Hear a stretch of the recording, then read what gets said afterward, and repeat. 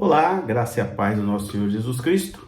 Mais um vídeo dentro daquela hashtag Sinais de Apocalipse. Eu quero começar lendo a Bíblia e o texto está em Apocalipse 13, que diz assim: E eu pus-me sobre a areia do mar e vi subir do mar uma besta que tinha 7 cabeças e 10 chifres, e sobre os seus chifres 10 diademas, e sobre as suas cabeças um nome de blasfêmia. E a besta que vi era semelhante ao leopardo, e os seus pés como os de urso, e a sua boca como a de leão. E o dragão deu-lhe o seu poder, e o seu trono, e grande poderio. E vi uma das suas cabeças como ferida de morte, e a sua chaga mortal foi curada. E toda a terra se maravilhou após a besta, e adoraram o dragão que deu à besta o seu poder, e adoraram a besta, dizendo: Quem é semelhante à besta? Quem poderá batalhar contra ela? E foi-lhe dada uma boca para proferir grandes coisas e blasfêmias, e deu-lhe-se poder para agir por 42 dias. E abriu a sua boca em blasfêmias contra Deus, para blasfemar do seu nome, do seu tabernáculo e dos que habitam no céu. E foi-lhe permitido fazer guerra aos santos e vencê-los, e deu-lhe-se o poder sobre toda a tribo e língua e nação. E adoraram-na todos os que habitam sobre a terra, esses cujos nomes não estão escritos no livro da vida do Cordeiro, que foi morto desde a fundação do mundo. Se alguém tem ouvidos, ouça. Eu vou parar aqui, mas quero voltar em um texto, versículo 2, e reler esse versículo 2 para você. E vi a besta que era semelhante ao leopardo, e os seus pés como os de urso, e a sua boca como a de leão, e o dragão deu-lhe o seu poder, e o seu trono, e grande poderio. Presta bem atenção nesse verso. Por que eu estou falando isso? Porque, pasmem ou não, agora no mês de novembro foi feito e inaugurado um monumento feito por artesãos da cidade de Oaxaca, no México, e esse símbolo foi colocado e chamado, denominado Guardião da Paz e da Segurança. Presta bem atenção nisso, paz e segurança internacional, uma segurança mundial, e ele será o símbolo dos anos de 2021 e 2022 no Conselho de Segurança da ONU. A estátua, veja bem, a Bíblia diz que Deus abomina a adoração de qualquer tipo, não é? A não ser a adoração a Ele, a adoração de imagens, esculturas, né? E aí essa estátua ou essa escultura foi colocada na Praça das Nações Unidas, na cidade mais importante dos Estados Unidos, chamada Nova York, e foi apresentada ao público pelo embaixador do México, chamado Juan Ramón de la Fuente. E ele, inclusive, fez um vídeo, eu vi o vídeo, e ele deu boas-vindas ao novo guardião da paz e da segurança internacional. Esse símbolo que ele inaugurou lá foi feito por artesãos zapotecas lá do México.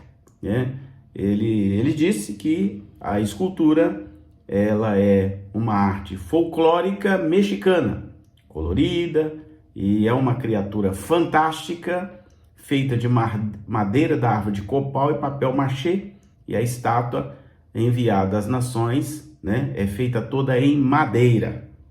Muito bem, segundo esse embaixador La Fuente, a escultura foi enviada às Nações Unidas pelo governador de Oaxaca, chamado Alejandro Murat, para fortalecer a presidência do México durante o mês de novembro no Conselho de Segurança das Nações Unidas, Então esse mês de novembro deste ano, de 2021, está sendo marcado por fortes esperanças, segundo ele, em um futuro seguro e pacífico, que emergem dos apelos do Reino Unido feito durante uma conferência em Glasgow, chamada COP26.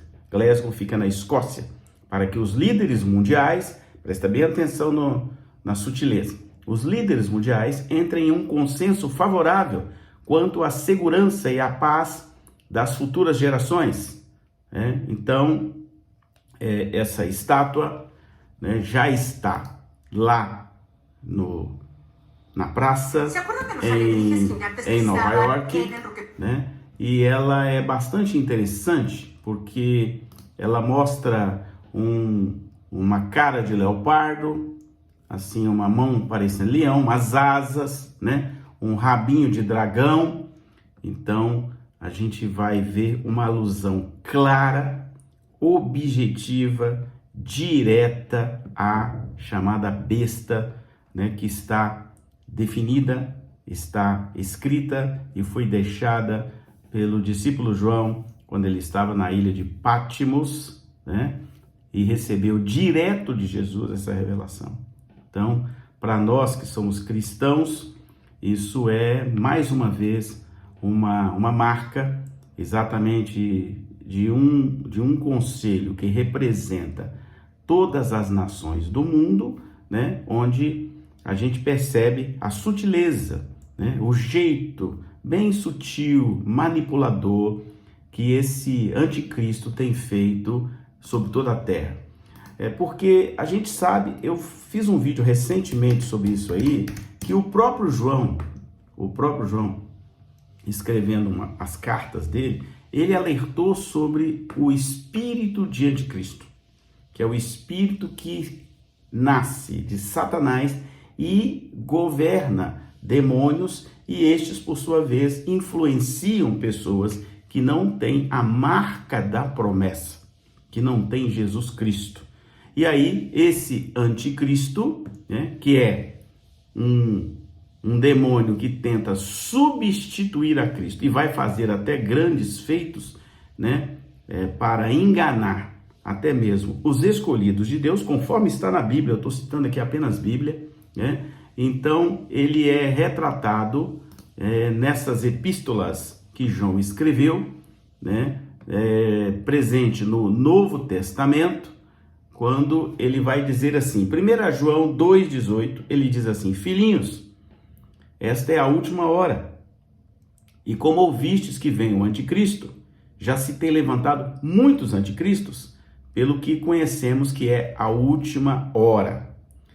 Na segunda epístola, no capítulo 1, no verso 7, ele já vai dizer assim: pois muitos sedutores têm aparecido no mundo, os quais confessam que Jesus Cristo veio em carne. Esse tal é o sedutor e o anticristo.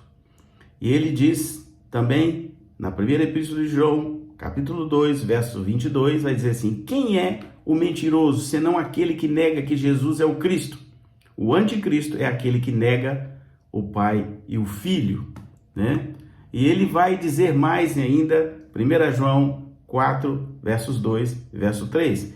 Nisso conheceis o Espírito de Deus, todo o Espírito que confessa que Jesus Cristo veio em carne é de Deus, e todo o Espírito que não confessa a Jesus não é de Deus. Este é o Espírito do anticristo, de cuja vinda, guarda aí, de cuja vinda tendes ouvido falar, o qual agora já está no mundo.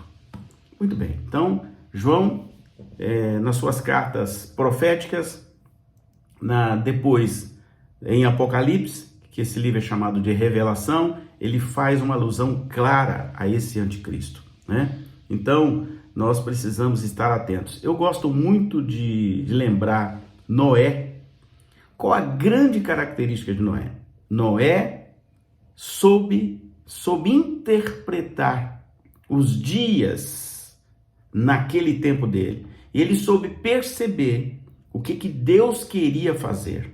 Ele interpretou e disse para as pessoas. Elas não acreditaram. E aí veio um dia que Deus começou a liberar o dilúvio do céu, as águas, as comportas das águas se abriram, e aí, Noé e a família dele se salvaram, porque, de novo eu repito, Noé soube interpretar o que Deus estava avisando no tempo dele. Hoje, nós estamos aqui como interpretadores, intérpretes, numa visão profética. Muita gente não entende o que é visão profética. Visão profética não é emitir profecia. Visão profética é estar ligado, entendendo, observando os sinais da volta de Cristo para que, profeticamente, nós preparemos a noiva. A noiva somos nós, porque Jesus é o noivo e ele virá.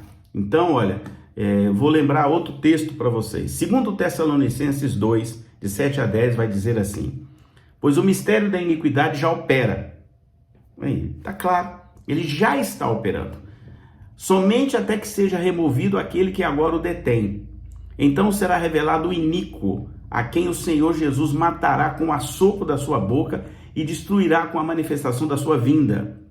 A vinda desse ímpio é segundo a operação de Satanás com todo o poder, e com sinais e com prodígios mentirosos, e com toda a sedução da injustiça para aqueles que perecem, porque não receberam o amor da verdade a fim de serem salvos.